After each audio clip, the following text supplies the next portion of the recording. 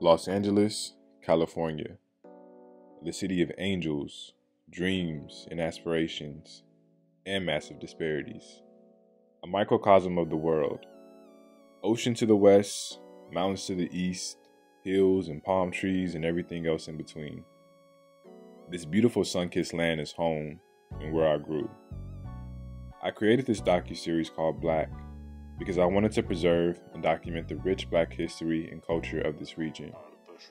Now, specifically within this docuseries, we'll be focusing on the parts of LA starting from the 10 freeway, going south all the way down to Long Beach. And on this first episode of bLAck, titled Welcome to the Land, we'll be diving into 5 lesser-known aspects of Black Los Angeles history. Now, keep in mind, I'm just going to give a brief and general overview of these topics, but if you'd like a specific video dedicated to anything mentioned in here that goes more in depth, definitely let me know and I can do that. But let's get to our first topic, the freeways. So we have the 405, the 110, the 105, I could go on, etc., etc., etc. Freeways are a major part of LA and a major part of our urban aesthetic here. And honestly, you can get some of the most stunning views of the city from our freeways. But did you know the creation of some of these concrete monuments actually disenfranchised Black communities and displaced many residents? So let's start with the 10 freeway, which a once wealthy African-American neighborhood called Sugar Hill, which was named after a historic neighborhood in Harlem, New York, was home to many prominent Black Americans. It was actually considered the Black Beverly Hills before we had Baldwin Hills, View Park, Windsor, and Ladera. But anywho, so Sugar Hill was this very wealthy African-American neighborhood. Hattie McDaniels was actually one of its most prominent residents, but there lived actors and actresses, lawyers, doctors, business owners, etc. And there were these beautiful mansions in the West Adams area. Now, unfortunately, in 1963, the community was intentionally bulldozed to create the 10 freeway. And this not only destroyed the beautiful mansions and the community that once existed, but it also destroyed the rich historic legacy of the place because many people don't even know it existed. And so displaced residents of this community ended up moving to places like Lafayette Square and Baldwin Hills, which we'll touch on in a later episode. And so what still does remain of this once prominent community is Hattie McDaniels' home, which, if you don't know, she was the first African-American, male or female, to win an Oscar, as well as the first AME church, which is off of Harvard. So a lot of these freeways that exist in Los Angeles today were chosen because they were deemed to be paths of least resistance, which was pretty much code for going through Black and brown neighborhoods. The 105 freeway is another great example of this, and this is some oral history that I got from my mother. I didn't find this online, but the 105 was completed in 1993, starting from El Segundo in the west and expanding all the way to Norwalk in the east. And what my mom actually told me was that this freeway was designed so that white residents could easily avoid South Central neighborhoods like West Athens and Watts and areas like Linwood because they were getting robbed coming through Imperial. So now let's get into our second topic. Did you know LA actually has an HBCU? Now, I attended 2 HBCUs myself, so I can say that this definitely isn't a typical HBCU, but it's definitely worth mentioning because of the history. So, Charles R. Drew University of Medicine and Science is a historically Black graduate school located in the Willowbrook area of LA, which a lot of natives really just tend to consider to be an extension of Compton. So, Willowbrook sits adjacent to the neighborhood of Watts, and this institution was created in 1966 in response to the Watts riots. So, quick history on the Watts uprising. I don't like to call these types of events riots just because I feel like that inaccurately describes what it is. It was really an uprising, and it started on August 11th, 1965, when a young African-American male by the name of Marquette Fry was pulled over and arrested by a policeman for suspicion of a DUI. Essentially what happened was that a crowd gathered, they watched the arrest, and tensions began to build into a violent exchange erupted. This uprising lasted for 6 days and costed the city more than $40 million in property damage, and this was the largest uprising in the civil rights era.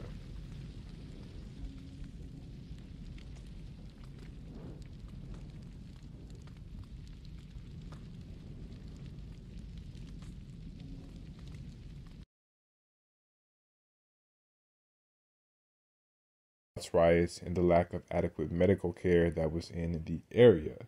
So the school was created with this background doctors who would then go on to serve and provide healthcare services to the South Los Angeles community.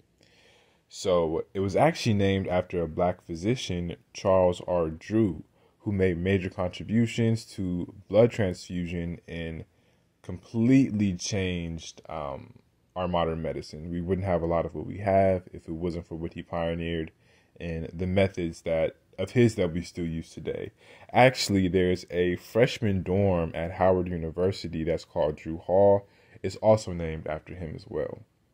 The university is often too referred to as King Drew University due to its association with Martin Luther King. And while it isn't recognized in the same fashion as a Morehouse or FAMU, which it honestly shouldn't, it is definitely a historic Black institution, and it was for sure worth mentioning. So now on to our third topic. LA had many historic Black streets, from Slauson to Central, Crenshaw, Imperial, MLK Boulevard, La Brea, and many, many, many more. But for the sake of time, I'm just going to briefly discuss the history of Crenshaw Boulevard and touch on some, or just rather show some community landmarks on different streets like Slauson, Imperial, and Central, etc. And we'll dive a little deeper into Central Ave in an upcoming episode. But let's talk about Crenshaw. So starting all the way from its northernmost part at Wilshire Boulevard, running all the way down south past Sepulveda, this historic street has been associated with Black Los Angeles for decades, and it touches landmarks such as the Los Angeles Sentinel, I hope I pronounced that right, which is the oldest, largest, and most influential African-American newspaper in the Western United States. It also touches the West Angels Church, which is a historic Black church in LA, and other little community landmarks like the Linker Bank and Crenshaw Mall, which unfortunately are now closed. Crenshaw also runs through historic Black communities such as Leimert Park, Baldwin Hills, and Inglewood. So let's get a little into the history. So the first section of Crenshaw Boulevard was developed by George L. Crenshaw, who the street was named after in the early 1900s. Initially, the community was very idyllic, palm tree lined streets, and it was restricted to upper white class people. In 1948, the Supreme Court outlawed these different racist policies, and followed by the dismantling of them, a wave of successful Japanese families ended up moving into the area, followed by Black ones. Now, this ended up creating a very multicultural and vibrant environment that existed for decades. And specifically, this one place called the Holiday Bowl was a key center of community activity. And so, still to this day, you can see that Japanese influence in the area. But by the 1960s, Crenshaw pretty much became associated with Black Los Angeles. The King Day Parade, which used to go down Crenshaw and now goes down King Boulevard, became a thing. It became a tradition. And places like Leimert Park have become a Black cultural mecca with venues like the Mavericks Flat, where big names like Ike and Tina Turner played. Excuse me, I'm not re-recording this either. But the Temptations and the Parliament would perform, And, you have black celebrities like Muhammad Ali that would be in attendance, and it was just really a place to be at the time. Also, too, Soul Train actually would get its dancers from places like the Mavericks Flat. And my mom actually remembers growing up and, Soul Train having buses coming to places like South Central and bus high schoolers straight to the studio. So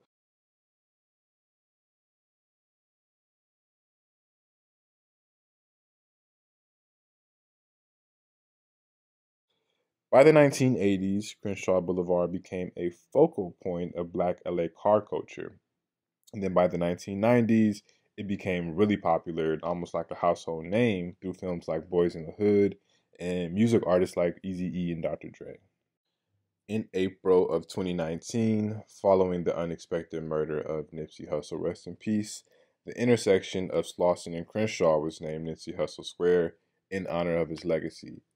With the Crenshaw with the Crenshaw revitalization project that's working to make the area more accessible, with the new metro line and different things like that, community landmarks are slowly disappearing, and in their place will be luxury housing and even higher cost of living to follow. So the threat of displacement is now looming over the heads of many longtime residents, and people are being encouraged to seriously not sell their homes. However, though, in an effort to preserve the cultural legacy of Crenshaw, construction of this project called Destination Crenshaw is in the works, which will be an over mile long open air museum extending from Leimert Park to Hyde Park, which is another historic African American LA neighborhood, and this open air museum will be dedicated to the history and culture of African Americans in Los Angeles.